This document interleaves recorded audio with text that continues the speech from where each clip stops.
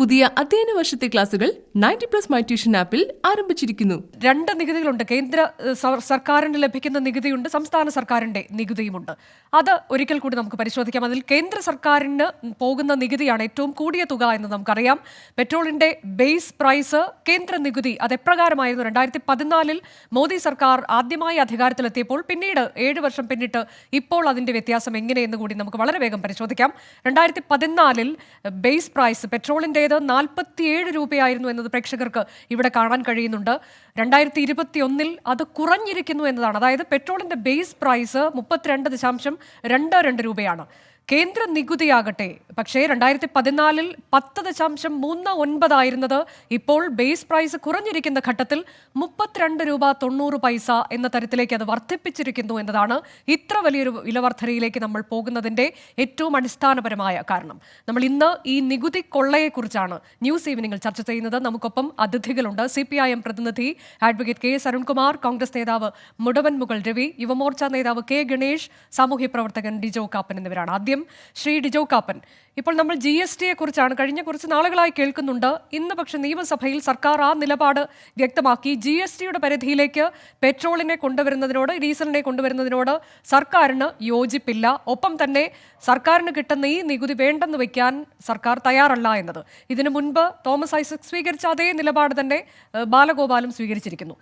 ഇപ്പോൾ ജനങ്ങൾക്ക്, നമുക്ക് സാധാരണക്കാരുടെ ഭാഷയിൽ സംസാരിച്ചാൽ ജനങ്ങൾക്കുണ്ടാകുന്ന സംശയം, കേന്ദ്ര സർക്കാർ പറയുന്നത് GSTയിലേക്ക് കൊണ്ടുവന്നാൽ ഈ പ്രശ്നത്തിനൊക്കെ പരിഹാരമാകും, ഇപ്പോൾ നിങ്ങൾ കൊടുക്കുന്ന വില കൊടുക്കേണ്ടി വരുന്നില്ല, ജനങ്ങൾക്കത് പരിഹാരം നൽകും എന്ന് പറയുന്നു. പക്ഷെ സംസ്ഥാന സർക്കാർ അത് സമ്മതിക്കുന്നില്ല എന്നതാണ്. ഇപ്പോൾ ജനങ്ങൾ എന്താണ് മനസ്സിലാക്കേണ്ടത്? GSTയിലേക്ക് പെട്രോളിനെയും ഡീസലിനെയും കൊണ്ടുവന്നാൽ വില കുറയും, അത് ഉപഭോക്താവിന് നേട്ടമുണ്ടാകും. പക്ഷേ അത് സംസ്ഥാന സർക്കാർ അനുവദിക്കുന്നില്ല. അതുകൊണ്ട് ഇപ്പോൾ ജനങ്ങൾ ദുരിതം അനുഭവിക്കുന്നു. അങ്ങനെയാണ്. നിശ്ചയമായിട്ടും. അതായത് കേന്ദ്രം ആര് ഭരിച്ചാലും സംസ്ഥാനങ്ങൾ ആര് ഭരിച്ചാലും അവിടുത്തെ ധനകാര്യ മന്ത്രിമാര് ഒരു കാരണവശാലും മദ്യത്തിന്റെയും പെട്രോളിയം ഉൽപ്പന്നങ്ങളുടെയും വില GSTയുടെ പരിധിയിൽ കൊണ്ടുവരാൻ തയ്യാറാകുന്നില്ല. ഇപ്പോൾ 28% GST ആണ് പരമാവധി വെച്ചിരിക്കുന്നത്. അത് 40% ആക്കണം എന്നൊരു നിർദ്ദേശം വന്നിരുന്നു പെട്രോളിയം ഉൽപ്പന്നങ്ങൾക്ക്. അങ്ങനെയാണെങ്കിൽ പോലും നമുക്ക് 53 രൂപ 54 രൂപയ്ക്ക് പെട്രോളും ഡീസലും ഇവിടെ ലഭ്യമാകും. പക്ഷേ സംസ്ഥാന സർക്കാരുകളും കേന്ദ്ര സർക്കാരുകളും ഒരു കാരണവശാലും ഈ പെട്രോളിയം ഉൽപ്പന്നത്തിൽ നിന്നുള്ള വരുമാനം കൈയിട്ട് വാരുക, അല്ലെങ്കിൽ ജനങ്ങളെ ലൂട്ട് ചെയ്യുക.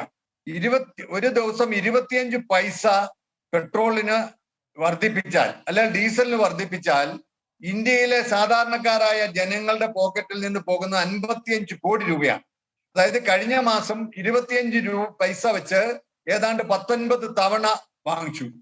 അപ്പൊ ഓരോ പ്രാവശ്യവും 25 പൈസ വെച്ച് പെട്രോളിന് അല്ലെ ഡീസലിന് വർദ്ധിപ്പിക്കുമ്പോൾ 55 കോടി രൂപ വെച്ചാണ് ഓരോ ഇന്ത്യക്കാരന്റെ പോക്കറ്റിൽ നിന്ന് ഈ എണ്ണ കമ്പനികൾ കൊണ്ടുപോകുന്നത്. ഇവിടെ ഇന്ന് അസംബ്ലിയിൽ സംസാരിച്ചപ്പോൾ ബഹുമാനപ്പെട്ട ധനകാര്യമന്ത്രി പറഞ്ഞു, UPA ഗവൺമെന്റിന്റെ കാലത്താണ് ഈ ഡീസൽ ഈ വില അല്ലെങ്കിൽ പെട്രോളിന്റെ വില എണ്ണ കമ്പനികൾക്ക് അധികാരം കൊടുത്തത്. ആദ്യമേ UPA ഗവൺമെന്റിന്റെ കാലത്ത് ഡീസലിന് കൊടുത്തു, ഈ ഗവൺമെന്റിന്റെ പെട്രോളിന് കൊടുത്തു, ഈ ഗവൺമെന്റിന്റെ കാലത്ത് ഡീസലിനും കൊടുത്തു. ഇവിടെ എന്താണ് നമുക്ക് ഏറ്റവും വിരോധാഭാസം തോന്നുന്നത്? എണ്ണ കമ്പനികളാണ് ഈ വില നിശ്ചയിക്കുന്നതെങ്കിൽ കഴിഞ്ഞ തെരഞ്ഞെടുപ്പ് കാലഘട്ടങ്ങളിൽ 34 ദിവസം വില വർദ്ധിച്ചില്ലല്ലോ. അതിനു മുമ്പ് കർണാടകത്തിൽ തെരഞ്ഞെടുപ്പ് നടന്ന സമയത്തും എണ്ണ കമ്പനികൾക്ക് എന്താണ് തെരഞ്ഞെടുപ്പുമായിട്ട് ബന്ധം? അപ്പൊ തെരഞ്ഞെടുപ്പ് കാലഘട്ടത്തിൽ വില വർദ്ധിച്ചു കഴിഞ്ഞാൽ അത് വോട്ടിനെ ബാധിക്കും എന്നുള്ളത് കൊണ്ട് തെരഞ്ഞെടുപ്പുമായി ബന്ധപ്പെട്ട ഒരു കാലഘട്ടങ്ങളിലും വില വർദ്ധിപ്പിക്കുന്നില്ല. നമ്മുടെ രാഷ്ട്രീയ നേതാക്കന്മാരുടെ ഒരു ഇരട്ടത്താപ്പ് ബഹുമാനപ്പെട്ട പ്രേക്ഷകരുടെ കയ്യിലോട്ട് കൊണ്ടുവരിക. അത് ബഹുമാന്യനായ ഇന്ത്യൻ പ്രധാനമന്ത്രി ആണെങ്കിലും നമ്മുടെ നാട്ടിലെ പഞ്ചായത്ത് മെമ്പർമാരാണെങ്കിലും പഴയ കാലത്തെ പോലെ ജനങ്ങളെ ഇനി കളിപ്പിക്കാൻ പറ്റില്ല. ബഹുമാനപ്പെട്ട നരേന്ദ്രമോദി ഗുജറാത്ത് മുഖ്യമന്ത്രി ആയിരുന്നപ്പോൾ അദ്ദേഹം ഒന്ന് ട്വീറ്റ് ചെയ്തു 2012 മെയ് 23. പ്രിയപ്പെട്ട പ്രേക്ഷകർക്ക് ഇപ്പോഴും നോക്കിയാൽ കാണാം.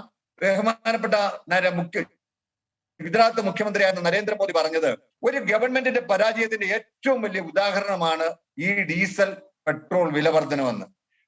അന്നത്തെ കണക്കും കൂടെ നമ്മൾ ഓർത്തു നോക്കണം. അന്ന് ഇവിടെ പെട്രോളിന്റെ വില എന്ന് പറയുന്നത് 73 രൂപ 18 പൈസയും ഡീസലിന് 41 രൂപ 32 പൈസ ഉണ്ടായിരുന്നുള്ളൂ. അന്ന് ക്രൂഡിന്റെ വില $110 $110.34 ആയിരുന്നു അന്ന് ക്രൂഡിന്റെ വില. അപ്പം ആ $110 വിലയുണ്ടായിരുന്ന കാലഘട്ടങ്ങളിൽ 73 രൂപ പെട്രോളിനും 41 രൂപ ഡീസലിനും വാങ്ങിക്കുന്നതാണ് ഒരു ഗവൺമെന്റിന്റെ ഭരണപരാജയം എന്ന് പറഞ്ഞ അന്നത്തെ മുഖ്യമന്ത്രി ഇന്ന് ഇന്ത്യയുടെ പ്രധാനമന്ത്രി ആയിരിക്കുമ്പോൾ ഇന്ന് ക്രൂഡിന് $70 വില, പക്ഷേ പെട്രോളിന്റെ വില 100 രൂപയായി. അപ്പോൾ ആ പ്രധാനമന്ത്രിക്ക് നമ്മളോട് എന്താ പറയാനുള്ളത്? അപ്പൊ ഇത് പറയുമ്പോൾ ജനങ്ങൾ അല്ലെങ്കിൽ അദ്ദേഹത്തെ പിന്തുണയ്ക്കുന്ന മാധ്യമ ചർച്ചയിൽ വരുന്നവർ എപ്പോഴും പറയുന്നത് ഞാൻ കേട്ടിട്ടുണ്ട്, ഒരു 3 മാസം മുമ്പ് വരെ അവർ പറഞ്ഞിരുന്നത് രാജ്യത്തെ പ്രതിരോധത്തിന് വേണ്ടിയിട്ടാണ്. ഇതിനു മുമ്പും പ്രതിരോധത്തിന് പണം കണ്ടെത്തിയിരുന്നു. അതിനുശേഷം നമ്മുടെ മലയാളികളായ നേതാക്കന്മാര് നരേന്ദ്രമോദിയെ പിന്തുണയ്ക്കുന്നവർ പറഞ്ഞു കക്കൂസ് പണിയാൻ വേണ്ടിയിട്ടാന്ന് പറഞ്ഞു. നമുക്ക് കക്കൂസിന്റെ ആവശ്യപ്പെടാ, വയറ്റിലോട്ട് ഭക്ഷണം കഴിച്ചിട്ട് അത് ദഹിച്ച് കഴിയുമ്പോഴാണല്ലോ കക്കൂസിന്റെ ആവശ്യം. ഇങ്ങനെ പോയി കഴിഞ്ഞു കഴിഞ്ഞാൽ ഇന്ത്യയിലെ ആളുകൾക്ക് കക്കൂസിന്റെ ആവശ്യം വരില്ല. മാത്രവുമല്ല, പ്രതിദിനം ഈ 55-60 കോടി രൂപ വെച്ച് ഇന്ത്യയിൽ ഇപ്പൊ എത്രയോ കക്കൂസ് പണിത് കാണും. എനിക്ക് ഈ പറയപ്പെടുന്ന ആളുകളോട് പറയാനുള്ള ഒറ്റ കാര്യം, ട്രെയിനിലൊന്നും ഇവരാരും യാത്ര ചെയ്യുന്നില്ല. ഞങ്ങളെ പോലെയുള്ള ഒരു ട്രെയിനിലാണ് യാത്ര ചെയ്യുന്നത്. വടക്കേ ഇന്ത്യയിലോട്ടൊക്കെ പോകുമ്പം ട്രെയിനിൽ യാത്ര ചെയ്യുന്ന നമുക്ക് ട്രെയിനിന്റെ ആ ഷട്ടർ ഒന്ന് പൊക്കി വെച്ച് കഴിഞ്ഞു കഴിഞ്ഞാൽ അവിടെ ആരും ഈ ഇവര് പണിത ബാത്റൂമിലല്ല പോകുന്നത്, അവരൊക്കെ വെളിമ്പുറത്താ പോകുന്നത്. അത് വെളിമ്പുറത്ത് പോകണമെന്ന് ഞാൻ പറയുന്നില്ല. പക്ഷേ ഇതൊക്കെ ഖജനാവിലേക്ക് കൊണ്ടുവന്നിട്ട് ഈ പണം ഞങ്ങൾ വീട്ടിൽ കൊണ്ടുപോകുന്നുണ്ടോ എന്ന് ഇവർ ചോദിക്കുന്നുണ്ട്. കൊണ്ടുപോകുന്നുണ്ട് എന്ന് തന്നെയാണ് എനിക്ക് പറയാനുള്ളത്. ആർക്കാണ്? ഇന്ത്യയിലെ കോർപ്പറേറ്റുകൾക്ക് വേണ്ടിയിട്ട് ഇവർ എത്ര കോടി രൂപയാണ് എഴുതി തള്ളുന്നത് ഓരോ വർഷവും. അപ്പൊ ഇന്ത്യയിലെ കോർപ്പറേറ്റുകൾക്ക് പണം കൊടുക്കുമ്പോൾ പറയുന്ന ന്യായം എന്താ? അവര് വലിയ തൊഴിൽദാതാക്കളാണ്. ആ തൊഴിൽദാതാക്കൾക്ക് ഇതിന്റെ 10-1 പൈസ അവരെ വീട്ടിലിരുത്തിക്കൊണ്ട് അയച്ചു കൊടുത്താലും ഈ നമ്മളെ ലൂട്ട് ചെയ്തുകൊണ്ട് പോകുന്ന ഈ എണ്ണ കമ്പനികള് അല്ലെങ്കിൽ കേരള സംസ്ഥാനവും ഇന്ത്യ ഗവൺമെന്റും കൊണ്ടുപോകുന്ന നമ്മുടെ കയ്യിൽ നിന്ന് പെട്രോളും ഡീസലും വാങ്ങുമ്പോൾ മേടിക്കുന്ന കേന്ദ്ര നികുതിയും സംസ്ഥാന നികുതിയും എന്ന് പറയുന്നത് ലോകത്തൊരിടത്തുമില്ലാത്ത വർധനവാണ്. അപ്പോൾ ഇതൊരു തീവെട്ടിക്കൊള്ളയാണ്. കോവിഡിന്റെ കാലഘട്ടങ്ങളിൽ ആരും ഇതിനെതിരെ പ്രതികരിക്കുന്നില്ല. പ്രതികരിച്ചാൽ അവനെ പോലീസ് സ്റ്റേഷനിൽ പിടിച്ചുകൊണ്ട് പോകും എന്നുള്ളത് കൊണ്ട് ഇവിടുത്തെ ഭരണകക്ഷികൾ അല്ലെങ്കിൽ ഇവിടുത്തെ പ്രതിപക്ഷം, ഇതിനുവേണ്ടി നിലകൊള്ളേണ്ട പ്രതിപക്ഷം അവരുടെ സംഘടനാ വിലക്കുറവുകൊണ്ടോ അല്ലെങ്കിൽ അവര് ഇത് കണ്ണടയ്ക്കുന്നത് കൊണ്ടോ ജനങ്ങൾ ഇന്ന് കൊള്ളയടിക്കപ്പെടുന്നു എന്നുള്ള വേദനാജനകമായ കാലഘട്ടത്തിലൂടെയാണ്. ഇവരെ തെരഞ്ഞെടുത്തു പോയി എന്നുള്ള ഒരൊറ്റ കുറ്റം കൊണ്ട് ജനങ്ങളെ ഇങ്ങനെ കൊള്ളയടിക്കരുത് എന്നാണ്. ഇപ്പോൾ ഡിജോ കാപ്പൻ ശരിയാവണ്ണം ചൂണ്ടിക്കാട്ടിയതുപോലെ 2014 നമ്മൾ കണ്ടതാണ്. അന്ന് നരേന്ദ്രമോദിയുടെ ട്വീറ്റുകൾ അത് വലിയ ചർച്ചയായി, ജനങ്ങൾ അത് ഏറ്റെടുത്തു എന്ന് തന്നെ പറയണം. ഈ വിലവർധനയുടെ പേരിൽ അത് ജനങ്ങളിലേക്ക് എത്തിച്ചുകൊണ്ട് അധികാരത്തിലേക്ക് എത്തിയവർ കൂടിയാണ് നിങ്ങൾ. പക്ഷെ പിന്നീട് 7 വർഷം പിന്നിടുമ്പോൾ ഇപ്പോൾ കൃത്യമായി കണക്കുകൾ ഡിജോ കാപ്പൻ ചൂണ്ടിക്കാട്ടിയല്ലോ. എത്തരത്തിലേക്കാണ് അന്താരാഷ്ട്ര വിപണിയിൽ ക്രൂഡ് ഓയിലിന്റെ വില നിൽക്കുന്നത്? പക്ഷെ നമ്മുടെ നാട്ടിലെ പെട്രോളിന്റെ വില ഇപ്പോൾ എത്രയാണ്? 100-ലേക്ക് അടുക്കാൻ ഇനി എക്സ്ട്രാ പ്രീമിയത്തിൻ്റെത് 100 കഴിഞ്ഞു.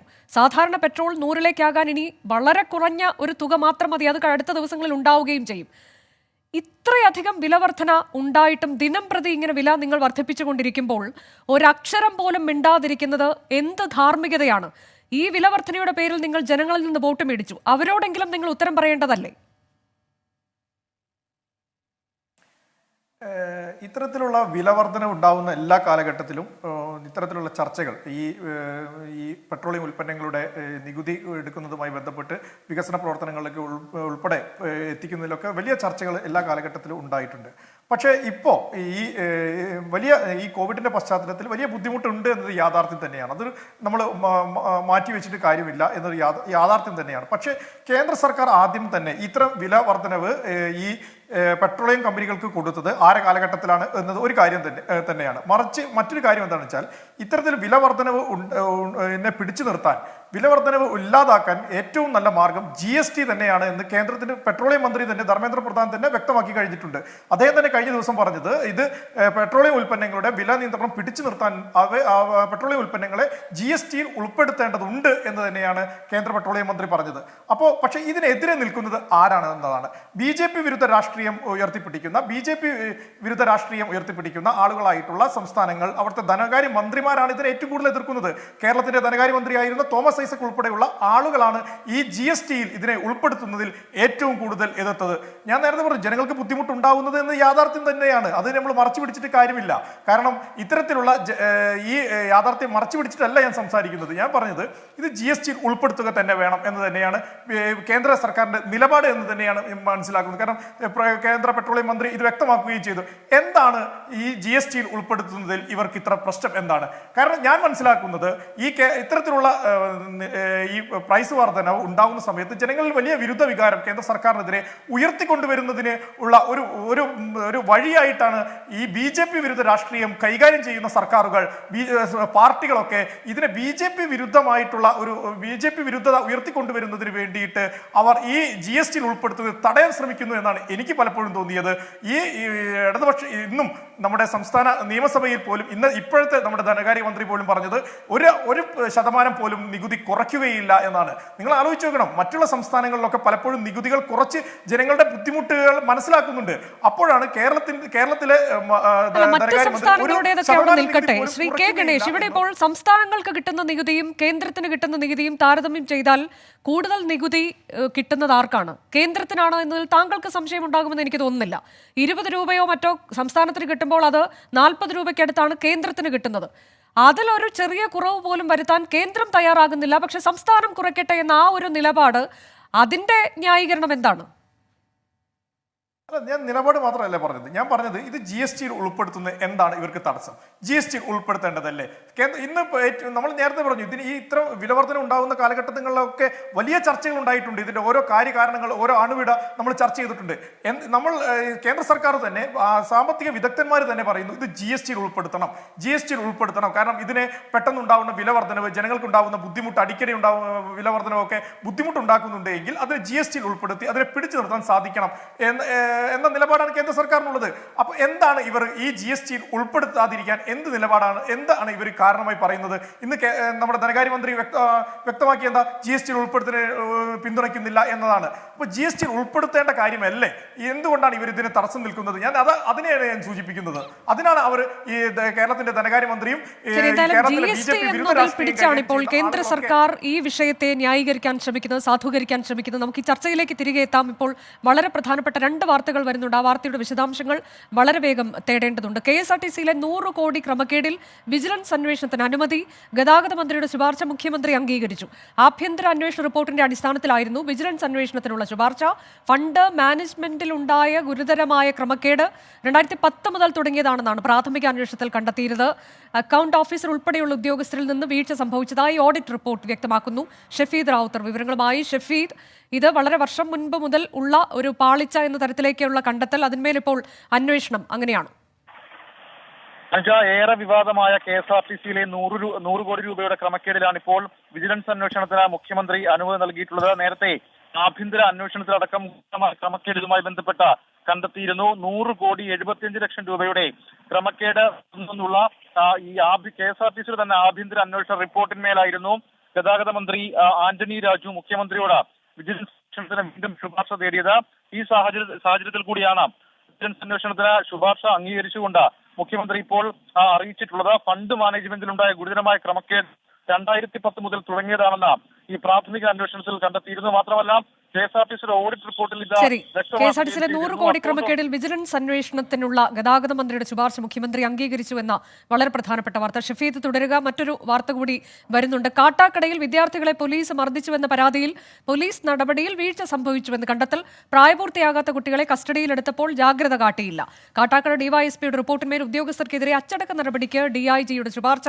IG-ക്ക് റിപ്പോർട്ട് കൈമാറി. ഷഫീദ് റാവുത്തർ വിശദാംശങ്ങളുമായി തുടരുന്നു. ഷഫീദ്, ഈ വിവരം കഴിഞ്ഞ ദിവസം നമ്മൾ റിപ്പോർട്ട് ചെയ്തിരുന്നു. അതിൽ പ്രതികരണങ്ങൾ തത്സമയം വിദ്യാർത്ഥികളുടേതടക്കം തേടുകയും ചെയ്തിരുന്നു. അതിന്മേൽ ഇപ്പോൾ എന്താണ് നടപടിക്ക് ശുപാർശയുണ്ടായിരിക്കുന്നത്? കൃത്യമായി വീഴ്ച സംഭവിച്ചിട്ടുണ്ട് പോലീസിന് എന്ന് തന്നെയാണോ കണ്ടെത്തൽ? ഈ പ്രാഥമിക അന്വേഷണത്തിന് മേലാണ് ഇപ്പോൾ ഇങ്ങനെ ഒരു വിലയിരുത്തലിലേക്ക് പോലീസ് എത്തിച്ചേർന്നിട്ടുള്ളത്. ക്ഷേത്രവളപ്പിൽ ഓൺലൈൻ പഠനത്തിനെടുത്ത വിദ്യാർത്ഥികളെ കാട്ടാക്കട സിയുടെ നേതൃത്വത്തിലുള്ള പോലീസ് സംഘം ക്രൂരമായി മർദ്ദിച്ചു എന്നുള്ളതായിരുന്നു പരാതി. ഈ പരാതിയുടെ അടിസ്ഥാനത്തിൽ ബാലാവകാശ കമ്മീഷൻ അടക്കം കഴിഞ്ഞ ദിവസം DGP-യോട് റിപ്പോർട്ട് തേടിയിരുന്നു. ഇതിന്റെ അടിസ്ഥാനത്തിൽ കൂടിയാണ് DIG സഞ്ജയ് കുമാർ ഗുരുദിൻ കാട്ടാക്കട DYSP-യോട് അന്വേഷണം നടത്തി റിപ്പോർട്ട് സമർപ്പിക്കാൻ പറഞ്ഞിട്ടുള്ളത്.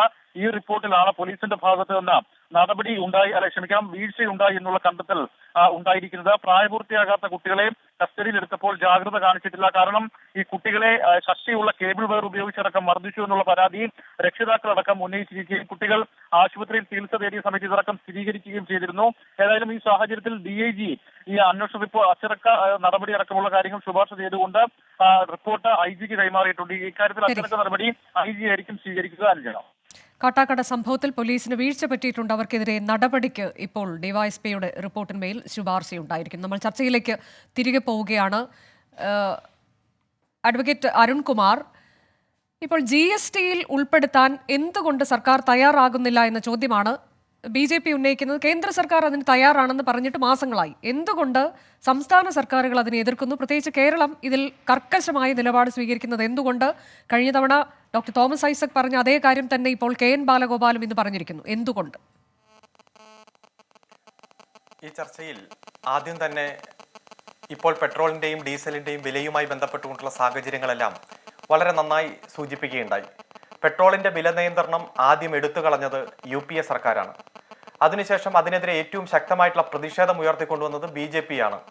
ഞങ്ങൾ അധികാരത്തിൽ വന്നാൽ ഇവിടെ പെട്രോൾ 40 രൂപയ്ക്ക് നൽകുമെന്നാണ് 2014 തെരഞ്ഞെടുപ്പിന്റെ പ്രകടന പത്രികയുടെ ഭാഗമായി BJP ജനങ്ങൾക്ക് മുന്നിൽ അവതരിപ്പിച്ചത്. അതുപോലെ തന്നെ പെട്രോൾ വില വർധനവ് നിശ്ചയിക്കാനുള്ള അധികാരം എണ്ണ കമ്പനികളെ ഏൽപ്പിക്കുന്ന സാഹചര്യത്തിൽ സമരമാണ്. അന്ന് 40 രൂപയാണ് ഏറ്റവും ആദ്യം പറഞ്ഞത്. ഞങ്ങൾ 40 രൂപയ്ക്ക് പെട്രോൾ കൊടുക്കുമെന്നാണ് പറഞ്ഞത്. വില 50 രൂപയിൽ താഴെ പിടിച്ചു നിർത്തുമെന്നും പറഞ്ഞു. ഇപ്പോൾ ഇരട്ടിയായി, 100 രൂപയായി മാറി. വലിയ മോഹന വാഗ്ദാനങ്ങൾ ഇതുമായി ബന്ധപ്പെട്ടുകൊണ്ട് നൽകി അധികാരത്തിൽ വന്ന ഗവൺമെന്റ് ഭരണത്തിലേറ്റി 4 മാസത്തിനുള്ളിൽ, അതായത് 2014 ഒക്ടോബർ മാസത്തിൽ തന്നെ ഡീസലിന്റെ വില കൂടി നിർണ്ണയിക്കുവാനുള്ള അധികാരം എണ്ണ കമ്പനികളെ ഏൽപ്പിക്കുന്ന സാഹചര്യമുണ്ടായി. ഇപ്പോ ഞങ്ങൾ 50 രൂപയിൽ താഴെ വില പിടിച്ചു നിർത്തുമെന്ന് പറഞ്ഞവർ തന്നെ 100 രൂപയാകുമ്പോൾ ന്യായീകരിക്കാൻ വളരെ പാടുപെടുന്നതും നാം കാണുകയാണ്. അന്താരാഷ്ട്ര വിപണിയിൽ ക്രൂഡ് ഓയിലിന്റെ വില കുറഞ്ഞാൽ അതനുസരിച്ച് പെട്രോളിന്റെയും ഡീസലിന്റെയും വില ഇവിടെ കുറയും. അതുകൊണ്ട് ഒന്നും ഭയപ്പെടേണ്ടതില്ല എന്ന രൂപത്തിലാണ് ജനങ്ങളെ അന്ന് ബോധ്യപ്പെടുത്താൻ BJP ശ്രമിച്ചത്. ഇപ്പോൾ നമുക്കറിയാം, വില നിർണ്ണയിക്കുന്നതിന് വേണ്ടിയിട്ടുള്ള അധികാരം മാത്രമല്ല എണ്ണ കമ്പനികൾക്ക് കൊടുത്തിരിക്കുന്നത്, വിതരണം കൂടി പൂർണ്ണമായി സ്വകാര്യ മേഖലയെ ഏൽപ്പിച്ചിരിക്കുകയാണ്. BPCLും HCLും എല്ലാം നമുക്കറിയാം, പൊതുമേഖലയിലായിരുന്ന സ്ഥാപനങ്ങളെ എല്ലാം കുറഞ്ഞ വിലയ്ക്ക് വിറ്റഴിച്ച് വില നിശ്ചയത്തോടൊപ്പം തന്നെ വിതരണം കൂടി എണ്ണ കമ്പനികളെ ഏൽപ്പിച്ചിരിക്കുന്ന സാഹചര്യമുണ്ട്. അതിന് പറയുന്ന ന്യായീകരണമോ ഇവിടുത്തെ ക്ഷേമ പദ്ധതികൾക്ക് പണം കണ്ടെത്താനാണെന്ന് പറയുന്നു. അതുപോലെ തന്നെ ഗവൺമെന്റിന് പണം കണ്ടെത്താനുള്ള ഏറ്റവും വലിയ മാർഗമാണ് എന്ന രൂപത്തിൽ പറയുന്നു. പക്ഷേ ഏതെങ്കിലും ക്ഷേമ പദ്ധതികൾക്ക് വേണ്ടി ഈ പണം മാറ്റിവെക്കുന്ന സാഹചര്യം നാം കാണുന്നുണ്ടോ? 2.15 ലക്ഷം കോടി രൂപ ഇവിടുത്തെ കോർപ്പറേറ്റുകൾക്ക് നികുതി ഇളവ് കൊടുക്കുന്ന സർക്കാരാണ്. ഈ കോവിഡ് കാലത്ത് ഏറ്റവും ദുരന്തമായ കാലഘട്ടത്തിലൂടെ കടന്നു പോകുമ്പോഴും ഇവിടെ കൃത്യമായി കണക്ക് പറഞ്ഞില്ലേ, 37 ദിവസത്തിനുള്ളിൽ 19 തവണയാണ് ഒരു മാസത്തിൽ വില കൂട്ടിയത്. 19 തവണ 6 രൂപ 7 രൂപ പെട്രോളിനും ഡീസലിനും വില വർധന ഉണ്ടാകുന്ന സാഹചര്യം. പണ്ടെല്ലാം പെട്രോളിന്റെയും ഡീസലിന്റെയും വിലയിലുണ്ടാകുന്ന മാറ്റം ജനങ്ങൾ പ്രതിഷേധിക്കാറുണ്ട്, അതൊരു ചർച്ചയാകാറുണ്ട്. ഇപ്പോൾ ഓരോ ദിവസവും വിലയിൽ വർധനവുണ്ടാകുമ്പോൾ അതൊരു ചർച്ച പോലും ആകാത്ത തരത്തിലേക്ക് മാറി. ഇന്ത്യയുടെ അയൽവക്ക രാജ്യങ്ങളിലെല്ലാം പെട്രോളിന്റെയും ഡീസലിന്റെയും വില എടുത്തു നോക്കിയേ, എത്ര വലിയ വ്യത്യാസമാണ്. ഇന്ത്യ ഏർപ്പെടുത്തുന്ന നികുതി എടുത്തു നോക്കിയേ, അയൽവക്ക രാജ്യങ്ങളിലെല്ലാം പ്രധാനപ്പെട്ട എല്ലാ രാജ്യങ്ങളിലും ഇന്ത്യ ഏർപ്പെടുത്തിയിരിക്കുന്ന നികുതിയേക്കാൾ വളരെ കുറവാണ് എന്ന് കൃത്യമായിട്ടുള്ള കണക്കുകൾ ഇവിടെ അവതരിപ്പിക്കപ്പെടുന്ന സാഹചര്യമുണ്ടല്ലേ. ഇപ്പോൾ പറയുന്നത് സംസ്ഥാന ഗവൺമെന്റുകളുടെ നികുതിയാണ്. കൃത്യമായി പറഞ്ഞാൽ BJP അധികാരത്തിൽ വരുമ്പോൾ ഇവിടെ 9 രൂപ 48 പൈസയാണ് പെട്രോളിന് കേന്ദ്ര ഗവൺമെന്റിന്റെ നികുതി. ആ 9 രൂപ 48 പൈസയാണ് ഇപ്പോൾ 32 രൂപ 90 പൈസ. എത്ര ഇരട്ടിയാണ്? ഡീസലിന്റെ വില നോക്കണം. ഡീസലിന്റെ നികുതി BJP അധികാരത്തിൽ വരുമ്പോൾ 2014 വെറും 3 രൂപ 56 പൈസയായിരുന്നു കേന്ദ്ര ഗവൺമെന്റ് അതിലുള്ള നികുതി. അതാണിപ്പോൾ 31 രൂപ 80 പൈസ. 10 ഇരട്ടിയോളമാണ് 7 വർഷം കൊണ്ട് ഡീസലിന്റെ നികുതി വർദ്ധിപ്പിച്ചത്. എന്നിട്ട് പറയുകയാണ് ഇവിടെ GSTയുമായി ബന്ധപ്പെട്ടുകൊണ്ടുള്ള തീരുമാനമെടുക്കാൻ സംസ്ഥാന ഗവൺമെന്റുകൾ അനുവദിക്കുന്നില്ല എന്ന്. നിങ്ങൾ ഇവിടെ GSTയും നോട്ട് നിരോധനവും നടപ്പാക്കിയത് സംസ്ഥാന ഗവൺമെന്റിന്റെ അനുവാദം വാങ്ങിച്ചിട്ടാണോ? ഇവിടെ 54ഓളം വരുന്ന ട്രേഡ് യൂണിയൻ നിയമങ്ങൾ അസ്ഥിരപ്പെടുത്തിയത് സംസ്ഥാന ഗവൺമെന്റിന്റെ അനുവാദം വാങ്ങിച്ചിട്ടാണോ? അതുപോലെ തന്നെ ഇവിടെ നമുക്കറിയാം കർഷക നിയമം പാസാക്കിയത് സംസ്ഥാന ഗവൺമെന്റിന്റെ അനുവാദം വാങ്ങിച്ചിട്ടാണോ? ഇപ്പോൾ വാക്സിനേഷനുമായി ബന്ധപ്പെട്ടുകൊണ്ട് ആദ്യം നയം പ്രഖ്യാപിച്ചത് സംസ്ഥാന ഗവൺമെന്റിന്റെ അനുവാദം വാങ്ങിച്ചിട്ടാണോ? രാജ്യത്തെ ജനങ്ങൾ അത്യുജ്വലമായ സമരം ഉയർത്തിക്കൊണ്ടുവന്നപ്പോൾ സുപ്രീം കോടതി വളരെ നിശ്ചിതമായി വിമർശിച്ചപ്പോൾ മാത്രമല്ലേ ഇപ്പോൾ വാക്സിൻ പോളിസിയിൽ മാറ്റം വരുത്താൻ കേന്ദ്ര ഗവൺമെന്റ് തയ്യാറായത്. ഇപ്പോൾ 100 രൂപയാണ് വില.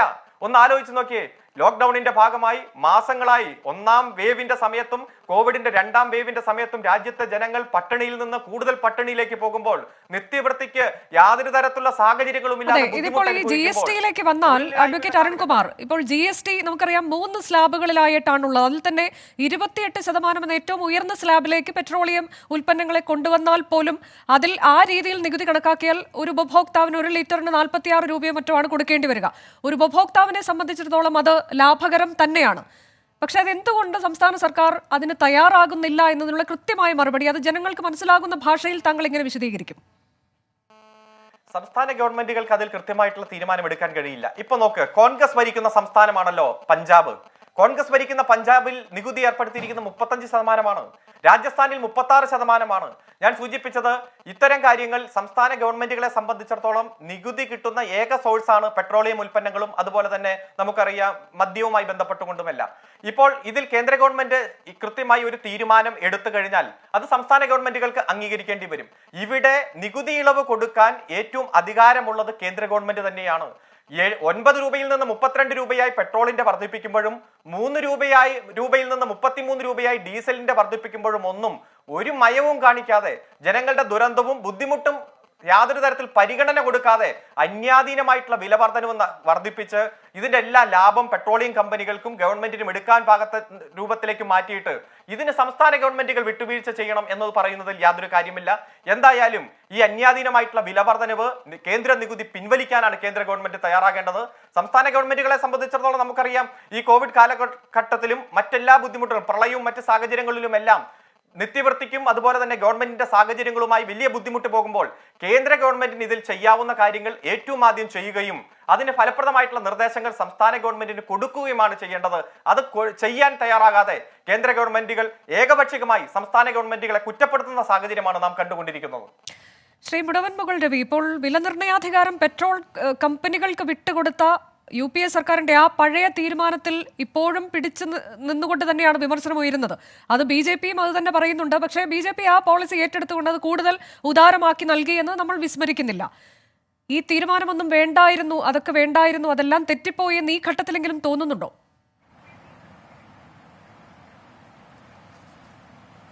ഇല്ല, അങ്ങനെ തോന്നുന്നില്ല. കാരണം അന്ന് UPA ഗവൺമെൻറ്റിൻ്റെ കാലത്ത് ഇതൊന്നും ഗവൺമെൻറ് കമ്പനിയൊക്കെ വിട്ടുകൊടുത്തു എങ്കിൽ പോലും കമ്പനികൾ അതിര് കടന്ന ഒരു വില വർധനയും അന്നുണ്ടാക്കിയിരുന്നില്ല. അന്ന് ഇപ്പോൾ തന്നെ ഇവിടെ പരിശോധിച്ചതാണ്. അന്ന് 1 ബാരൽ ക്രൂഡ് ഓയിലിൻ്റെ വില, അന്ന് 1 ലിറ്റർ പെട്രോളിൻ്റെ വില എത്രയായിരുന്നു? ഇന്ന് 1 ലിറ്റർ 1 ബാരൽ ക്രൂഡ് ഓയിലിൻ്റെ വില എത്ര? ഇന്ന് 1 ലിറ്റർ പെട്രോളിൻ്റെ വില എത്രയാണെന്ന് ഇവിടെ സംസാരിച്ചവരും എല്ലാവരും വ്യക്തമാക്കിയതാണ്. എന്താ അന്നും ഇന്നും തമ്മിലുള്ള വ്യത്യാസം? കമ്പനികളുടെ വില നിർണ്ണയിക്കാനുള്ള അവകാശം വിട്ടുകൊടുത്തതാണോ പ്രശ്നം? അല്ല. ഭരിക്കുന്ന ജനങ്ങളുടെ വോട്ട് വാങ്ങി അധികാരത്തിൽ വന്ന ഗവൺമെൻറ്റിന് ജനങ്ങളോടൊരു പ്രതിബദ്ധത ഉണ്ടാവണം. ആ പ്രതിബദ്ധതയുണ്ടെങ്കിൽ കമ്പനികളും ധനകാര്യ സ്ഥാപനങ്ങളും മാനേജ്മെൻറ്റുകളും ഒക്കെ നിലയ്ക്ക് നിൽക്കും. ഈ കഴിഞ്ഞ തെരഞ്ഞെടുപ്പ് വേളയിൽ 2 ഗവൺമെൻറ്റുകളും LDF ഗവൺമെൻറ് നമ്മുടെ കാസർഗോഡ് മുതൽ പാറശാല വരെ ഒരു ഫ്ലെക്സ് ബോർഡ് അവർ വെച്ചിരുന്നു. ഇനി 5 വർഷക്കാലം 1 രൂപ പോലും വില വർധനവില്ല. ഇനി വർദ്ധിക്കാൻ ഏതെങ്കിലും സാധനത്തിന് വില വർദ്ധിക്കാനുണ്ടോ? കേന്ദ്ര ഗവൺമെൻറ് കഴിഞ്ഞ തെരഞ്ഞെടുപ്പ് വേളയിൽ ഇവിടെ ആദ്യമായി സംസാരിച്ച നമ്മുടെ ഡൊമിനിക് പറഞ്ഞു, അദ്ദേഹം പത്രമെടുത്ത് വായിച്ചു. ഗുജറാത്ത് മുഖ്യമന്ത്രിയായിരിക്കവേ പെട്രോളിനും ഡീസലിൻ്റെ വില വർധനവിനെ കുറിച്ച് ബഹുമാന്യനായ ഡിജോ കാപ്പൻ പറഞ്ഞു. അത് തെളിവ് സഹിതം അദ്ദേഹം പറഞ്ഞു. കഴിഞ്ഞ നരേന്ദ്രമോദി ഗുജറാത്ത് മുഖ്യമന്ത്രി ആയിരിക്കുമ്പോൾ അദ്ദേഹം പറഞ്ഞ അന്നത്തെ ഡീസൽ പെട്രോൾ വില വർധനവിനെ കുറിച്ച് അദ്ദേഹം പറഞ്ഞത് കേട്ടു. അധികാരത്തിൽ വന്നപ്പോൾ എന്താ സംഭവിച്ചത്? അന്നും ഇന്നും തമ്മിൽ എന്തെങ്കിലും വ്യത്യാസമുണ്ടോ? ഇത് ഒരു കാര്യം മനസ്സിലാക്കേണ്ടത്, ഇത് കമ്പനികൾക്ക് വില നിർണ്ണയിക്കാൻ വിട്ടുകൊടുത്തത് കമ്പനിമാരുടെ MDമാർ ഇതിൻ്റെ പണമൊന്നും വീട്ടിൽ കൊണ്ടുപോകുന്നില്ല. ഇത് ഗവൺമെൻറ്റിൻ്റെ പക്കലാണ് എത്തുന്നത്. എന്തിനു വേണ്ടിയാണ് കമ്പനികളെ കൊണ്ട് ഈ വില അമിതമായി കൂട്ടിച്ച് ചെയ്യുന്നതെന്ന് ചോദിച്ചാൽ, പെട്രോൾ ഡീസൽ വില വർദ്ധിക്കുന്നു എന്ന് പറഞ്ഞാൽ നിത്യോപയോഗ സാധനങ്ങളുടെ വില കൂടും. ഉപ്പ് തൊട്ട് കർപ്പൂരം വരെയുള്ള നിത്യോപയോഗ സാധനങ്ങളുടെ വില വർദ്ധിപ്പിക്കാൻ വേണ്ടിയാണ് ഈ പെട്രോൾ ഡീസൽ വില കമ്പനികളെ കൊണ്ട് കൂട്ടുന്നത്. അത് ഉപ്പ് തൊട്ട് കർപ്പൂരം വരെയുള്ള നിത്യോപയോഗ സാധനങ്ങളുടെ വില കൂടിയാൽ ഇന്ത്യയിലെ കോർപ്പറേറ്റുകൾക്ക്, വൻകിട മുതലാളിമാർക്ക് അവർക്ക് കാശുണ്ടാക്കാൻ, അവർക്ക് നിത്യോപയോഗ സാധനങ്ങളുടെ വില വർദ്ധിപ്പിച്ച് കാശുണ്ടാക്കാൻ വേണ്ടി മുതലാളിമാരെ സംരക്ഷിക്കുന്ന നയമാണ് കേന്ദ്ര ഗവൺമെൻറ് എടുത്തുകൊണ്ടിരിക്കുന്നത്. എനിക്ക് മുമ്പ് സംസാരിച്ച രണ്ടുപേരും പറഞ്ഞു, ഇനി വിൽക്കാൻ നമ്മുടെ രാജ്യത്ത് എന്തെങ്കിലും ഉണ്ടോ? ഉള്ള കമ്പനികൾ മുഴുവൻ, വരുമാനം കിട്ടിക്കൊണ്ടിരുന്ന കമ്പനികൾ മുഴുവൻ ഒന്നൊന്നായി മുതലാളിമാരുടെ കൈകളിലേക്ക് കൊടുത്തുകൊണ്ടിരിക്കുന്നു. ഇതല്ലേ ഇപ്പോൾ നടന്നുകൊണ്ടിരിക്കുന്നത്? അതിൻ്റെ ഭാഗം തന്നെയാണ് പെട്രോൾ ഡീസൽ വില വർധനവിനെ ഞാനൊരു കോൺഗ്രസ്സുകാരനെന്നുള്ള മാത്രമല്ല, ഒരു പൊതുപ്രവർത്തകൻ എന്നുള്ള നിലയ്ക്ക് ഞാൻ കാണുന്നത്. കാരണം ഓരോ ദിവസവും നിങ്ങൾ ആലോചിച്ച് നോക്കൂ, നമ്മളൊക്കെ സാധാരണക്കാരാണ്. വീട്ടിലെ സാധനങ്ങൾ പലപ്പോഴും നമ്മളൊക്കെ നേരിട്ട് പോയി വാങ്ങുന്നവരാണ്. ഇനി ഓരോ ദിവസവും ഈ കോവിഡ് കാലത്ത് പോലും ഓരോ സാധനങ്ങളുടെയും നിത്യോപയോഗ സാധനങ്ങളുടെ വില വർദ്ധിച്ചുകൊണ്ടിരിക്കുന്നു. നിത്യോപയോഗ സാധനങ്ങളുടെ വില വർദ്ധിക്കുക എന്ന് പറഞ്ഞാൽ, ഞാൻ നേരത്തെ പറഞ്ഞത് തന്നെയാണ്, പെട്രോൾ ഡീസൽ വില വർദ്ധിപ്പിച്ചാൽ നിത്യോപയോഗ സാധനങ്ങളുടെ വില കൂടും, കമ്പനികൾക്ക് വരുമാനം കൂടും, ഇന്ത്യയിലെ കോർപ്പറേറ്റുകൾക്ക് വില കൂടും. നിങ്ങൾ ആലോചിച്ച് നോക്കൂ, നേരത്തെ ഇവിടെ സംസാരിച്ചവർ പറഞ്ഞതുപോലെ കോർപ്പറേറ്റുകളുടെ നികുതി എത്രയാണ് എഴുതി കളയുന്നത്? ഞാൻ ചോദിച്ചു നോക്കട്ടെ, ഇതൊന്നും സാധാരണക്കാരായ ജനങ്ങൾ ഈ കോവിഡ് കാലത്ത് സുപ്രീം കോടതി എൻ്റെ ഓർമ്മയിൽ ഇത്രയേറെ ഗവൺമെൻറ്റിനെതിരെ രൂക്ഷമായി വിമർശിച്ച ഒരു കാലഘട്ടമുണ്ടോ എന്നെനിക്കറിയില്ല. അത് ഇപ്പോൾ ഈ വാക്സിൻ്റെ കാര്യത്തിൽ നമുക്കറിയാം, നമ്മുടെ ഒന്നും ഓർമ്മയിൽ ഇങ്ങനെ ഒരു മഹാമാരി നമ്മുടെ പ്രായത്തിനിടയ്ക്ക് ഇങ്ങനെ ഒരു മഹാമാരി നമ്മുടെ രാജ്യത്തെ പിടിച്ചു കുലുക്കിയിട്ടില്ല.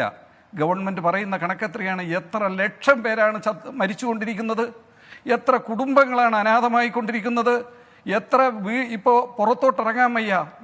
ഇപ്പം തന്നെ ഞാൻ കടന്നു വരുന്ന വാഹനം രണ്ടിടത്ത് ചെറുത്ത് നിർത്തി പോലീസ് പരിശോധിച്ചോ? തെറ്റല്ല, അത് വേണം, വളരെ മാന്യമായി അവർ ചെയ്യുന്നു. എങ്കിൽ പോലും ആളുകൾക്ക് പുറത്തിറങ്ങാൻ വയ്യാതെ ദാരിദ്ര്യം അനുഭവിച്ച് പട്ടിണിയെ ജനങ്ങൾ വലിയ ദുരിതത്തിലൂടെ കടന്നു പോകുമ്പോഴാണ് ദിനം പ്രതിയുള്ള ഈ ഇന്ധന വില വർധന എന്നത് തന്നെയാണ് ആശ്ചര്യകരം. Welcome back. ഇന്ധന നികുതി വർധനയുടെ മറവിൽ നടക്കുന്ന നികുതി കൊള്ളയെക്കുറിച്ചാണ് ഇന്ന് ന്യൂസ് ഈവനിംഗ് ചർച്ച ചെയ്യുന്നത്. ഞാൻ അതിഥികളിലേക്ക് തിരികെ പോകുന്നു. ശ്രീ ഡിജോ കാപ്പൻ, ഇപ്പോൾ ഈ GSTയുടെ പരിധിയിലേക്ക് വരുന്നതിനെ സംസ്ഥാന സർക്കാർ എതിർക്കുന്നതിനുള്ള ഏറ്റവും പ്രധാനപ്പെട്ട കാരണം എന്തായിരിക്കും? അതായത് ഞാൻ നേരത്തെ ചൂണ്ടിക്കാട്ടിയതുപോലെ GSTയുടെ പരിധിയിൽ 28% എന്ന ആ ഒരു സ്ലാബിലേക്ക് പെട്രോളിയം ഉൽപ്പന്നങ്ങളെ കൊണ്ടുവന്നാൽ 46 രൂപയ്ക്കോ മറ്റോ ഉപഭോക്താവിന് 1 ലിറ്റർ പെട്രോൾ വാങ്ങാൻ കഴിയും. അത്തരത്തിൽ വിലക്കുറവുണ്ടാകാം. പക്ഷേ മറ്റൊരു അർത്ഥത്തിലേക്ക് നോക്കിയാൽ അത് സർക്കാരിനെ സംബന്ധിച്ച് വലിയൊരു സാമ്പത്തിക നഷ്ടത്തിലേക്ക് എത്തിക്കും. ജനങ്ങളിൽ ഏറ്റവും കുറഞ്ഞ തരത്തിലേക്ക് സാധനങ്ങൾ എത്തിക്കുന്നു. പക്ഷേ മറ്റൊരു തരത്തിൽ സർക്കാർ നഷ്ടം നേരിടുന്നു എന്ന് പറയുമ്പോൾ അത് മറ്റ് ഫീസുകൾ, നികുതി കൂട്ടേണ്ടി വരുന്നു, മറ്റ് സർക്കാർ ഫീസുകളൊക്കെ കൂട്ടേണ്ടി വരുന്ന ഒരു അവസ്ഥയിലേക്ക് ജനത്തെ അങ്ങോട്ടേക്കും അത് ദുരിതത്തിലേക്ക് തന്നെ തള്ളിവിടുന്ന ഒരു സാഹചര്യം. ഇങ്ങനെ ആകെ ഒരു സാമ്പത്തിക രംഗം കലുഷിതമാകാനുള്ളൊരു സാധ്യതയുണ്ട് എന്നതാണോ ഒരുപക്ഷെ ഇതിൽ സർക്കാരിനെ തടയിടുന്നത് GSTയിലേക്ക് പോകാൻ? അതല്ല, സർക്കാരുകൾക്ക്, കേന്ദ്ര ഗവൺമെന്റിനായാലും സംസ്ഥാന ഗവൺമെന്റിനായാലും ഇപ്പൊ നമ്മൾ കണ്ടല്ലോ, 32 രൂപ വിലയുള്ള ഒരു ഉൽപ്പന്നം, ബാക്കി ഏതാണ്ട് 55 രൂപ 56 രൂപ ടാക്സ് ആണ് ഇതിനകത്ത് കയറി വരുന്നത്. ഇത്രയും ടാക്സ് ജനങ്ങളിൽ നിന്ന് പിരിക്കണോ? ഇപ്പൊ നമ്മൾ കഴിഞ്ഞ കോവിഡ് കാലഘട്ടത്തിൽ കേന്ദ്ര ഗവൺമെന്റ് കോവിഡ് പാക്കേജ് പ്രഖ്യാപിച്ചു. ഏപ്രിൽ മാസം 6-ാം തീയതിയാണ് എന്റെ ഓർമ്മ. അന്ന് 1,61.62 ലക്ഷം കോടി രൂപയുടെ കോവിഡ് പാക്കേജ് പ്രഖ്യാപിച്ചു. അപ്പൊ ജനങ്ങൾക്കെല്ലാം സന്തോഷമായി. പക്ഷെ പിന്നത്തെ ആഴ്ച 1.62 ലക്ഷം കോടി രൂപ സെൻട്രൽ എക്സൈസ് ഡ്യൂട്ടി കൂട്ടി പെട്രോളിയം ഉൽപ്പന്നങ്ങൾക്ക് വില വർദ്ധിപ്പിക്കാനായിട്ട് തീരുമാനമെടുത്തു. അതായത് ഇടത് കൈ കൊണ്ട് തന്നിട്ട് വലത് കൈ കൊണ്ട് തിരിച്ചു മേടിക്കുന്ന ഒരു സ്ഥിതിയാണ്. അതിനല്ലല്ലോ ജനങ്ങൾ, ഈ കേന്ദ്രത്തിലാണേലും സംസ്ഥാനങ്ങളിലാണേലും ജനങ്ങൾ തങ്ങളുടെ അധികാരം ഈ തെരഞ്ഞെടുക്കപ്പെട്ട MLA-മാരെ MP-മാരെ ഏൽപ്പിക്കുകയും അവർ ഗവൺമെന്റ് രൂപീകരിക്കുകയും ചെയ്തത്. അപ്പോൾ ഇത് ഗവൺമെന്റിന്റെ കാലാകാലങ്ങളിൽ അവർക്കിഷ്ടമുള്ള പ്രചരണ പരിപാടികൾ നടത്തുവാൻ, അവർക്ക് ഇഷ്ടപ്പെട്ടവർക്ക് പണം കൊടുക്കാൻ, മുമ്പേ ഇവിടെ സൂചിപ്പിച്ചു, എനിക്ക് മുമ്പേ സംസാരിച്ച കോർപ്പറേറ്റുകൾക്ക് എത്ര ലക്ഷം കോടി രൂപയാ എഴുതി തള്ളിക്കൊടുത്തത്? അപ്പൊ കോർപ്പറേറ്റുകൾ മാത്രം ഇന്ത്യയിൽ മതിയോ, സാധാരണക്കാർ മതിയോ എന്നുള്ളത് കേന്ദ്ര ഗവൺമെന്റും സംസ്ഥാന ഗവൺമെന്റും തീരുമാനിക്കണം. ഇവിടെ സംസ്ഥാന ഗവൺമെന്റിന് അവരുടെ ദൈനംദിന പ്രവർത്തനങ്ങൾ, പ്രത്യേകിച്ച് ട്രഷറി കൂട്ടി കഴിഞ്ഞു കഴിഞ്ഞാൽ ഉടനെ ശമ്പളം കൊടുക്കാൻ പറ്റുമോ എന്നുള്ളതാണ് സംസ്ഥാന ധനകാര്യമന്ത്രിയെ എന്നും അലട്ടുന്നത്. പക്ഷേ മെഡിക്കൽ കോളേജിലെ രോഗികൾ കോവിഡ് രോഗം വന്ന് അത്യാസന്ന നിലയിൽ കിടക്കുന്ന രോഗിക്ക് മരുന്ന് മേടിക്കാൻ സർക്കാരിന്റെ കയ്യിൽ പണമുണ്ടോ എന്ന് നാളിതുവരെ ഈ ഗവൺമെന്റ് എന്നല്ല ഒരു ഗവൺമെന്റിലും ധനകാര്യമന്ത്രിമാര് ആകുലപ്പെട്ടതായി ഞാൻ കേട്ടിട്ടില്ല. അപ്പോൾ ഇവിടെ ജനങ്ങളെ എങ്ങനെ പിഴിഞ്ഞെടുക്കാം എന്നാണ് ഇലക്ഷൻ കഴിഞ്ഞു കഴിഞ്ഞാൽ, ഇലക്ഷന് മുമ്പ് ഈ പറഞ്ഞതുപോലെ പ്രതിഷേധിക്കും, കാളവണ്ടിയല്ല യാത്ര ചെയ്യും, അല്ലെങ്കിൽ എന്തിനാണ് വീട്ടമ്മമാർ ഗ്യാസിന് ഇത്രയും രൂപ കൊടുക്കുന്നത് എന്ന് 300 രൂപ ഗ്യാസിന് വില ഉണ്ടായിരുന്നപ്പോഴാണ് ചോദിച്ചത്. ഇപ്പോൾ ഇന്ന് അത് 850 കഴിഞ്ഞു. അപ്പം ഇത് ഈ ഒരു ഉൽപ്പന്നത്തിന്റെ വിലയുടെ അനുസരിച്ചിട്ടല്ല പെട്രോളിയം ഉൽപ്പന്നങ്ങളെ ജനങ്ങളിൽ നിന്ന് വാങ്ങിക്കുന്നത്. അന്ന് പറഞ്ഞത് എന്തായിരുന്നു? അന്ന് പറഞ്ഞത് അന്താരാഷ്ട്ര മാർക്കറ്റിൽ വില കുറയുമ്പോൾ അതിന്റെ ഗുണം ഇന്ത്യയിലെ ഉപഭോക്താക്കൾക്ക് കിട്ടണമെന്ന. പക്ഷെ അങ്ങനെയല്ലല്ലോ ഇപ്പോൾ ഉണ്ടായത്. അന്താരാഷ്ട്ര മാർക്കറ്റിൽ ക്രൂഡിന് വില കുറയുമ്പോഴാണ് ഇവിടെ സെൻട്രൽ എക്സൈസ് അതാണ് ഗണേഷ്, അതിനെന്ത് ന്യായീകരണമുണ്ട്, അതിനെന്ത് മറുപടി ഉണ്ട്? അന്താരാഷ്ട്ര വിപണിയിൽ ക്രൂഡ് ഓയിലിന്റെ വില കുറഞ്ഞുകൊണ്ടിരിക്കുമ്പോൾ ഇവിടെ ഇത് കൂടിക്കൊണ്ടിരിക്കുകയാണ്. വി മുരളീധരൻ കുറച്ചുനാൾ മുൻപ് നടത്തിയ പ്രസ്താവന അവിടെ കുറയുന്നതിന് അത്രയും നമ്മൾ ഇവിടെ കൂട്ടുന്നില്ലല്ലോ എന്നൊക്കെയാണ്. അത് എന്താണ് അദ്ദേഹം ഉദ്ദേശിച്ചതെന്ന് ആർക്കും മനസ്സിലായിട്ടില്ല ഇന്നുവരെ. ഇതെന്ത് ന്യായീകരണമാണ്? ഈ വില നിർണയാധികാരം കമ്പനികൾക്ക് വിട്ടുകൊടുത്തപ്പോഴും അന്താരാഷ്ട്ര വിപണിയിൽ അത് കുറയുമ്പോൾ ജനങ്ങളിലേക്ക് ആ പ്രയോജനം എത്തട്ടെ എന്ന തരത്തിലേക്കാണ് അന്നത്തെ സർക്കാരിന്റെ വിശദീകരണം അതിൽ വന്നത്. പക്ഷെ ഇപ്പോൾ സംഭവിക്കുന്നത് എന്താണ്? നികുതി കൂട്ടി കൊണ്ടുവരികയാണ്. അത് സംസ്ഥാനങ്ങളുമായി പങ്കിടേണ്ടതില്ലാത്ത നികുതിയിൽ കേന്ദ്ര സർക്കാർ വർധന വരുത്തിക്കൊണ്ട് ഇത്തരത്തിലേക്ക് ഇങ്ങനെ ഓരോ ദിവസവും വിലവർധന നടത്തുമ്പോൾ അതിന് നിങ്ങൾ മറുപടി പറയേണ്ടവരാണ്. കാരണം നിങ്ങൾ ഈ വിഷയം ഏറ്റവും അധികം തെരഞ്ഞെടുപ്പിൽ ഉപയോഗിച്ചവരാണ്. ഈ കോവിഡിന്റെ പശ്ചാത്തലത്തിൽ ലോകം മുഴുവൻ വലിയ സാമ്പത്തിക പ്രതിസന്ധി നേരിട്ടുകൊണ്ടിരിക്കുന്ന ഒരു കാലഘട്ടത്തിലാണ് ഈ ഇന്ത്യ പോലെയുള്ള രാജ്യങ്ങൾ പ്രധാനമായിട്ടും ഈ നമ്മുടെ ഈ പെട്രോളിയം ഉൽപ്പന്നങ്ങളുടെ നികുതിയിലൂടെ തന്നെയാണ് വലിയ വരുമാനം കണ്ടെത്തുന്ന ഒരു രാജ്യം തന്നെയാണ് ഇന്ത്യ ഉൾപ്പെടെയുള്ള രാജ്യങ്ങൾ. അപ്പോൾ ഇതിൽ നിന്ന് ഈ നിരവധി കാര്യങ്ങൾ നമ്മുടെ ഈ അടിസ്ഥാന വിഷയങ്ങളിലൊക്കെ സർക്കാർ ഫണ്ട് കണ്ടെത്തുന്നതൊക്കെ ഇത്തരത്തിലുള്ള കാര്യങ്ങൾ നമ്മളെല്ലാ കാലഘട്ടത്തിലും ഈ പെട്രോൾ പ്രൈസ് ഉയർന്നു വരുന്ന കാലഘട്ടത്തിലൊക്കെ നമ്മൾ ഈ വിഷയങ്ങളൊക്കെ ചർച്ച ചെയ്തതാണ്, ഇതെങ്ങനെ വരുന്നു കാര്യങ്ങളൊക്കെ. പക്ഷേ ഞാൻ നേരത്തെ പല ആൾക്കാരും ഞാൻ സൂചിപ്പിച്ചതിനെ പറ്റി GST കുറിച്ച് പറയുന്ന സമയത്ത് ഇവരാരും എന്തുകൊണ്ടാണ് GST എതിർക്കുന്നത് എന്നുള്ള കാര്യം ഇവർ വ്യക്തമാക്കുന്നില്ല. ഞാൻ നേരത്തെ സംസ്ഥാന ഇടതുപക്ഷ പ്രതിനിധിയായാലും കോൺഗ്രസിന്റെ ആളുകളായാലും ഇത് എന്തുകൊണ്ടാണ് GSTയിലേക്ക് വരുന്നതിന് എതിർക്കുന്നു എന്നുള്ള കാര്യം ഇവരാരും വ്യക്തമാക്കുന്നില്ല എന്നതാണ് പ്രധാനപ്പെട്ട ഒരു പ്രശ്നം. നേരത്തെ സൂചിപ്പിച്ചു, ഈ പ്രതിപക്ഷത്തിരുന്നപ്പോൾ ജനങ്ങളുടെ നീറുന്ന പ്രശ്നങ്ങൾ കാണുന്ന സമയത്ത് സമരം ചെയ്യുന്നുണ്ട്. സമരം ചെയ്യണമല്ലോ, പ്രതിപക്ഷത്തിൽ ഇരിക്കുമ്പോൾ സമരം ചെയ്യണ്ടേ? ഇത്തരത്തിൽ ജനങ്ങളുടെ പ്രശ്നങ്ങൾ കാണുന്ന സമയത്ത് സമരം ചെയ്യേണ്ടതില്ല, സമരം ചെയ്യേണ്ടതുണ്ട്. കാരണം ഇവർക്ക് ഇത്തരത്തിൽ നീറുന്ന പ്രശ്നങ്ങളിൽ സമരം ചെയ്യാനല്ല പ്രതിപക്ഷ സംഘടനകൾ താല്പര്യം. ഇവർക്ക് ഇപ്പോഴും ലക്ഷദ്വീപും മറ്റുള്ള കാര്യങ്ങളിലൊക്കെ ഇവർക്ക് ഇപ്പോഴും താല്പര്യം.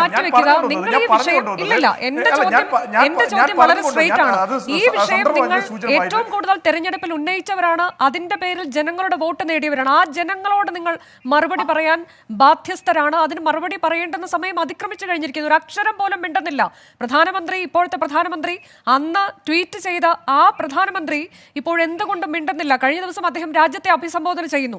അന്ന് ഞങ്ങൾ ഈ വിഷയം ചർച്ച ചെയ്തപ്പോൾ ഡിജോ കാപ്പൻ ഇവിടെ പ്രതീക്ഷ പ്രകടിപ്പിച്ചിരുന്നു, ഒരുപക്ഷെ ഇന്ന് രാജ്യത്തെ അഭിസംബോധന ചെയ്യാൻ വരുമ്പോൾ പ്രധാനമന്ത്രി ഈ വിഷയത്തെക്കുറിച്ചായിരിക്കാം പറയാൻ പോകുന്നത്. ഒരു അക്ഷരം പോലും മിണ്ടിയില്ല അദ്ദേഹം. ഞാൻ നേരത്തെ സൂചിപ്പിച്ചല്ലോ, ജനങ്ങളുടെ ഈ പ്രശ്നങ്ങൾ കാണുന്നത് കൊണ്ട് തന്നെയാണല്ലോ കേന്ദ്ര സർക്കാർ ഈ പെട്രോളിയം മന്ത്രിയായിട്ടുള്ള കേന്ദ്ര പെട്രോളിയം മന്ത്രി തന്നെ ഇത് GSTയിൽ ഉൾപ്പെടുത്തണം. കാരണം ജനങ്ങളുടെ ബുദ്ധിമുട്ടുകൾ ഉണ്ട് എന്ന് അദ്ദേഹത്തിന് മനസ്സിലാവുന്നത് കൊണ്ട് തന്നെയാണല്ലോ അദ്ദേഹം ഇത് GSTയിൽ ഉൾപ്പെടുത്തണം എന്ന് പറയുന്നത്. നേരത്തെ പറഞ്ഞു GST, ഞാൻ നേരത്തെ GSTയുടെ കാര്യം പറഞ്ഞുകൊണ്ട് ഞാൻ GSTയിൽ ഉൾപ്പെട്ടിട്ടാണ് ഇത്ര നിയമങ്ങളുടെ പാസ്സാക്കിയെന്ന് ഇടതുപക്ഷ പ്രതിനിധി ചോദിച്ചു. ഞാൻ പറഞ്ഞത് എന്തുകൊണ്ടാണ് കേന്ദ്ര സർക്കാർ ഈ വിഷയത്തിലുള്ള നയം വ്യക്തമാക്കിയത് GSTയിൽ ഉൾപ്പെടുത്തണം എന്ന് തന്നെയാണ്.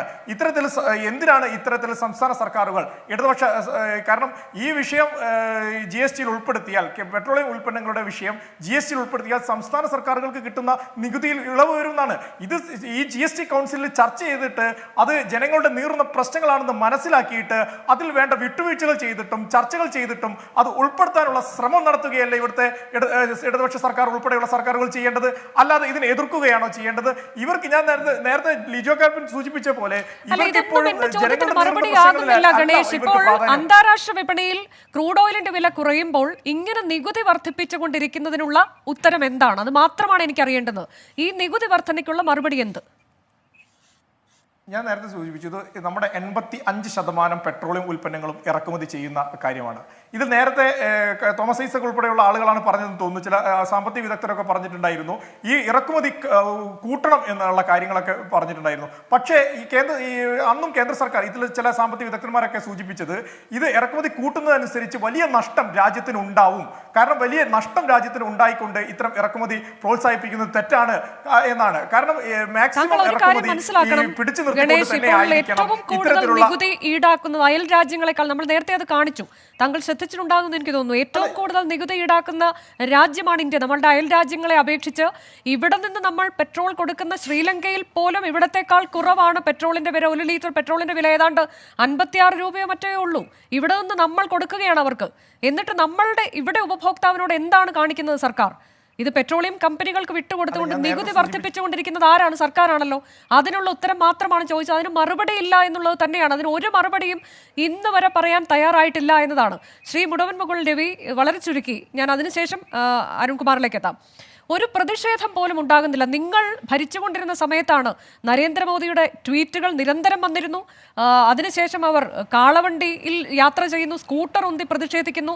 ഇതൊക്കെ വലിയ വിഷയമാക്കി അവർ ജനങ്ങളെ ഇപ്പോൾ കബളിപ്പിച്ചു എന്ന് തന്നെ പറയുന്നു. കാരണം ഇത്രയധികം വില വർധനയിലേക്ക് അവർ പോയിരിക്കുന്നു. നിങ്ങൾ എന്തുകൊണ്ട് ഒരു പ്രതിഷേധത്തിലേക്ക് പോലും ഈ ഘട്ടത്തിൽ പോകുന്നില്ല? ജനങ്ങൾക്ക് വേണ്ടി ഉത്തരവാദിത്തത്തോടെ ജനങ്ങളുടെ പ്രതിനിധികൾ എന്ന നിലയിൽ പ്രതിഷേധിക്കേണ്ടവരല്ലേ നിങ്ങൾ? തീർച്ചയായിട്ടും ഞങ്ങളത് പ്രതിഷേധിക്കുന്നുണ്ട്. ഇന്ത്യ എവിടെ പ്രതിഷേധിക്കുന്നുണ്ട്? വല്ലപ്പോഴും രാഹുൽ ഗാന്ധി ഒരു പ്രതികരണം നടത്തും, സോണിയാഗാന്ധി ഒരു കത്ത് എഴുതി എന്നൊക്കെ കാണുന്നു. എന്നതിലപ്പുറത്തേക്ക് എന്ത് പ്രതിഷേധമാണ് നിങ്ങൾ നടത്തുന്നത് ജനങ്ങൾക്ക് വേണ്ടി? അല്ല, ഒരു പ്രതിപക്ഷത്തിരുന്നു കൊണ്ട് സാധാരണ ഒരുപക്ഷെ കേരളത്തിലെ സമരങ്ങൾ എപ്പോഴും കാണുന്നത് വാഹനങ്ങൾ തല്ലിപ്പൊളിച്ചും അടിച്ചു പൊട്ടിച്ചും ബഹളമുണ്ടാക്കി ഒക്കെ ചെയ്യുന്നത് പോലെ ഞങ്ങൾ ചെയ്യുന്നില്ല പ്രതിഷേധം. അതിപ്പോൾ ഞാൻ വിശദീകരിച്ചു കഴിഞ്ഞു. അല്ല ഇല്ല ശരി.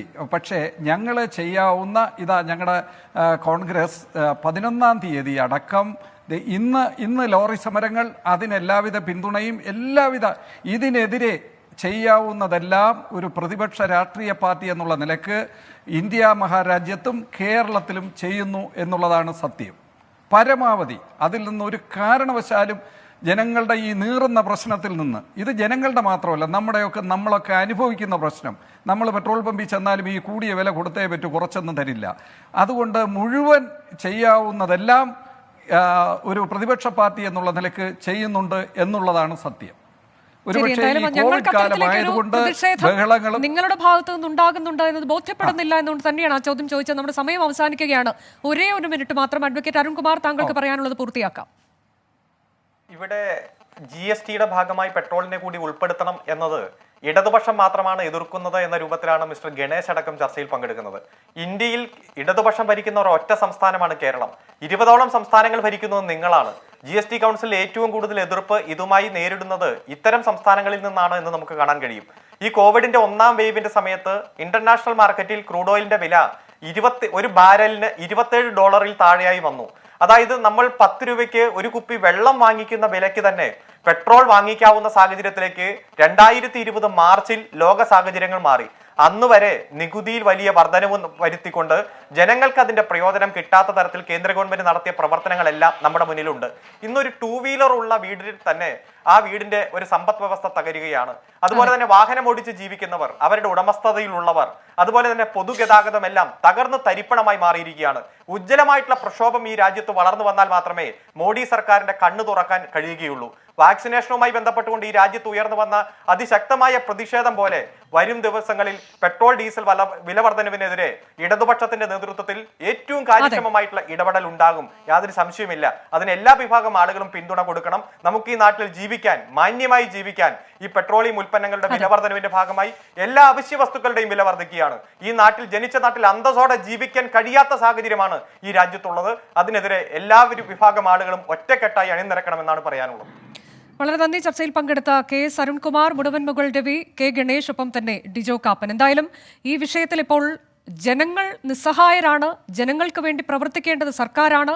ജനങ്ങൾ പ്രതിഷേധിക്കുന്നുണ്ട്, പക്ഷേ അവരുടെ പ്രതിഷേധം കണ്ണടച്ചിരിക്കുകയാണ്. പ്രതിഷേധം കാണുന്നില്ല എന്ന മട്ടിൽ സർക്കാരുകൾ, അത് കേന്ദ്ര സർക്കാരായാലും സംസ്ഥാന സർക്കാരായാലും, അവരുടെ ഇത്തരത്തിലേക്കുള്ള രീതി ഒരു കാരണവശാലും അംഗീകരിക്കാൻ കഴിയില്ല. വികസനത്തിന്റെ പേര് പറഞ്ഞുകൊണ്ടുള്ള ഈ നികുതി കൊള്ളയെയും ഒരു കാരണവശാലും അംഗീകരിക്കാൻ കഴിയില്ല. സർക്കാരുകൾ കണ്ണു തുറക്കേണ്ട സമയം അതിക്രമിച്ചിരിക്കുന്നു.